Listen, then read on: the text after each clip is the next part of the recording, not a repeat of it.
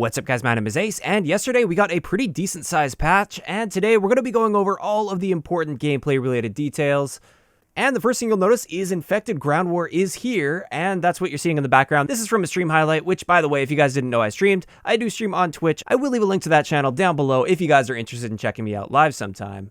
But on top of that, we also have a new gunfight map that was added, which is called Bazaar. We also now have a playlist with Shoot House, Rust, and Shipment called Dirty Old Houseboat, which, excellent name. I'm totally on board with that name, but I probably won't be touching that playlist.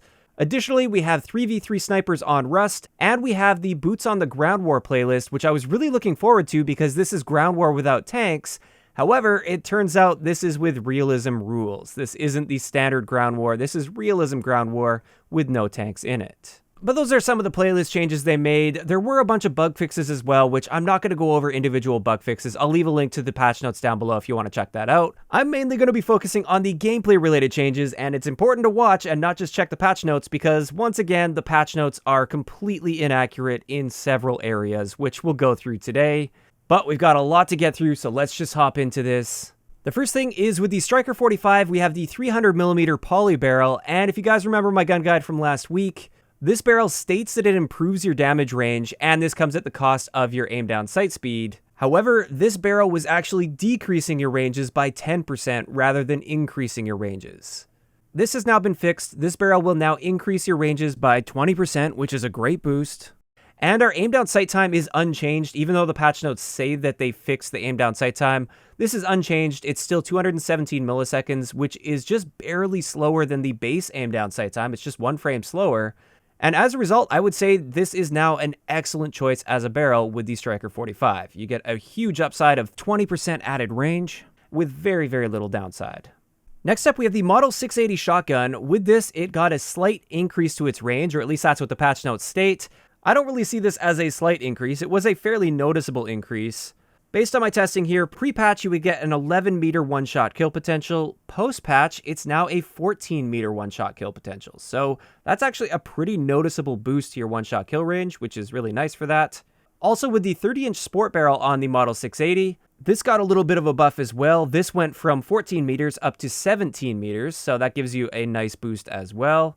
And finally, for the Model 680, with the XRK 18-inch Liberator barrel, this one's a little bit strange. In the patch notes, they say that it got a slight decrease to its range, which is technically true, but when you combine that with the fact that the base gun got a buff to its overall range, we actually do see a net buff to the range with this barrel. It went from a 14-meter one-shot kill range up to a 16-meter one-shot kill range. Additionally, with that barrel, the aim down sight time was slowed down by 1 frame, so it went from 367 milliseconds down to 384 milliseconds. As for the next shotgun that was changed, with the R90 Forge Tac Sentry barrel, this one also got a slight nerf to its damage range, and with this one, our one-shot kill potential went from 3.9 meters up to about 4.1 meters. This is hardly a noticeable change by any means. And on top of this, our aim down sight time was slowed down by 1 frame at 60 FPS, so it went from 350 milliseconds down to 367 milliseconds. And this just leaves us with the Origin 12 Forge Tac Precision barrel. And with this one, again, it was stated that it got a range decrease as well as an aim down sight increase. And with this one, our one-shot kill range is already so short with the Origin 12 that I can't measure any change whatsoever with this barrel. I don't doubt that they made some kind of a change to it, but it's not really a measurable change. And when it comes to aim down sight time, it's the same story. I couldn't measure a change at all at 60 FPS when it comes to aim down sight time. So effectively speaking, the Origin 12 Forge Tac Precision barrel didn't actually change. Now moving on to the next thing on the patch notes, with the underbarrel shotgun, this got increased pellet count, reduced rate of fire, increased shell count. They've tuned the auto swap after ammo is complete, so once you finish firing your shotgun shells and you're out of those shotgun shells, it will swap automatically back to the regular fire mode. And on top of this, it got a range increase. Now, unfortunately, I don't have any pre-patch testing of this, so I have nothing to compare it to, but I can show you where it's at right now. The current pellet count after the patch is 8, so you get 8 pellets per shot. The fire rate is 147 rounds per minute. The shell count when you spawn is actually 6, not 8, although it seems like your maximum capacity is 8, which is a little bit strange. So if you use like a munitions box, for instance, you can get it up to 8, but you only spawn with 6. And the one-shot kill range with this appears to be exactly 10 meters, which is pretty respectable. This isn't a bad choice now as an attachment if that's something you're looking for. I would say it's still not as good as using like an actual primary shotgun like the 725 or the Model 680, but it's not too bad for really close quarter situations. Moving on to the next thing in the patch notes, the crossbow got an increase to its reload speed, which we actually saw an increase to this with the last patch as well. So originally the crossbow had a reload time of 3.5 seconds. That was reduced down to 3 seconds, and now this was cut down even more. Your reload time with the crossbow is now 2.67 seconds. So definitely noticeably faster than it was before. As for the next thing on the list, this is the Akimbo Snakeshot 357s. There was a little bit of a bug where if you fired both of them at the exact same time, you would only get the damage from one of those guns. So that seems a little bit annoying for sure. Overall though, I would still say that the regular Snakeshot is better than the Akimbo Snakeshot, just based on my testing and my little bit of experience with it. But at least they did fix that bug with it. Moving on, the SA-87's 12.4-inch factory barrel got a pretty big buff to its recoil. As you can see here, pre-patch, you would definitely get more recoil while using the 12.4-inch barrel, which is what's stated on the attachment, so this is exactly what you'd expect. Post-patch, this is what the recoil looks like on the 12.4-inch factory barrel. Now, it's also worth mentioning that the stated pros and cons for this barrel have not changed, at least at the time of recording this video, and it still states that the 12.4-inch barrel loses recoil control, so you would expect worse recoil with this, but you can clearly see that that's not the case at all. Now, to be clear, I'm not complaining about this because the SA-87 needs all the help that it can get, but just know that at least currently, the stated con of a loss of recoil control on this barrel is completely inaccurate now after this patch. Now, finally, when it comes to stated weapon balancing with these patch notes, they stated that they increased the close and mid-range damage for the AK-47 with the 5.45x39 conversion on it. Now, I tested the crap out of this. I tested every possible thing. I tested all of the body multipliers and the headshots. I tested the ranges multiple times, and this quite simply didn't change at all. Nothing at all changed with this conversion kit in this patch, even though it's stated in the patch notes, so I don't know what's going on there. This didn't get pushed through or something. The AK with that conversion kit is exactly the same as it was before. Now, that's the end of the patch notes when it comes to the gameplay related, like weapon balancing changes that were made. However, something they failed to mention for some reason is the Uzi got a conversion kit as well as a new barrel attachment. I don't know why this wasn't mentioned anywhere, but let's hop into the testing here because conversion kits often make a gun basically like a brand new gun. The stated pros of this conversion kit are an increase to your damage as well as an increase to your range. The cons though are a loss to your fire rate, a reduction to your aiming recoil control, which is kind of strange. Normally it just says recoil control, not aiming recoil control. And also it does reduce your magazine capacity from 32 rounds down to 25 rounds. So let's kick this off with the damage. Here are the damage profiles for the limbs as well as the torso. And basically, your first and second damage ranges are completely unchanged with this conversion kit. It's exactly the same damage as without the conversion kit.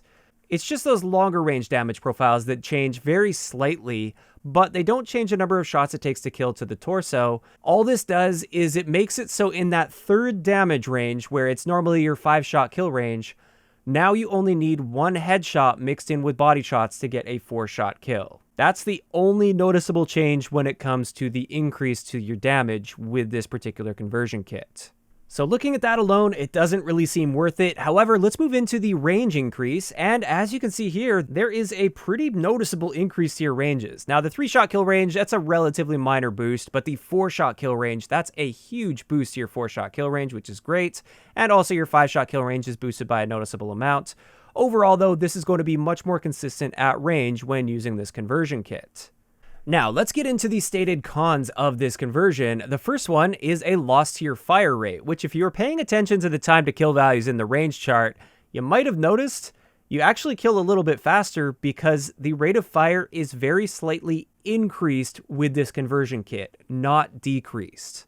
Now, that is based on my testing at 60 FPS. Based on my testing, the rate of fire with this conversion kit is 619 rounds per minute, whereas without the conversion kit, it's 612 rounds per minute. Overall, this is really a negligible change in-game, so it's not like this is noticeably faster by any means, but it's certainly not noticeably slower, and that's very important to be aware of when looking at this attachment. Now, the other stated con with this is a loss to your recoil control, and this is something that is actually accurate.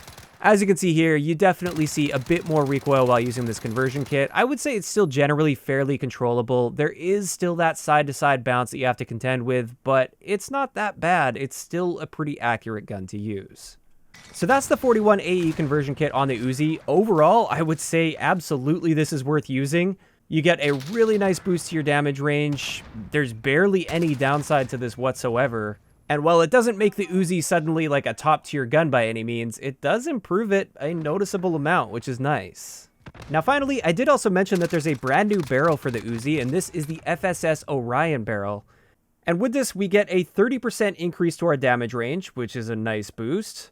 Also, we get improved bullet velocity as well as improved recoil control, which if we have a look at the side-by-side right here, it looks to be pretty much the same as the base overall. Like that one base recoil plot that we have, I think that one was a bit of an outlier where it had even less recoil than you'd normally expect. But side-by-side, there's really not much of a difference here, so I really wouldn't put too much stock in the fact that this improves your recoil control. But it also doesn't seem to hurt it at all. And these pros come at the cost of, first off, aim down sight time. This is slowed down by 1 frame at 60 FPS. You still get an insanely fast aim down sight time with this gun, though, at 200 milliseconds. And also, our movement speed is slowed down by 1%, which the Uzi has a standard movement speed of 100%, so it just takes it down to 99%. So very manageable downsides with this, and therefore I would say that this barrel is a solid choice on the Uzi. And with that, that finally wraps it up for everything I wanted to cover in today's video. A decent number of changes, but many of them just not accurate with what the patch notes are saying. And overall, if I had to describe this update, I would just call it an absolute mess, at least when it comes to gameplay balancing changes. This was a very time-consuming video to make, and the changes were just kind of all over the place, but there you have it. I hope you guys enjoyed this one. And of course, I'd like to know in the comment section below, what do you guys think of this update from yesterday? Are you happy with those playlist changes? And also, what do you think of this weapon balancing, or lack thereof, even though it's stated in the patch notes? Just let me know those thoughts in the comment section down below. If you enjoyed the video, a like rating is always appreciated, and don't forget to subscribe for more if you haven't already. I'll talk to you guys next time.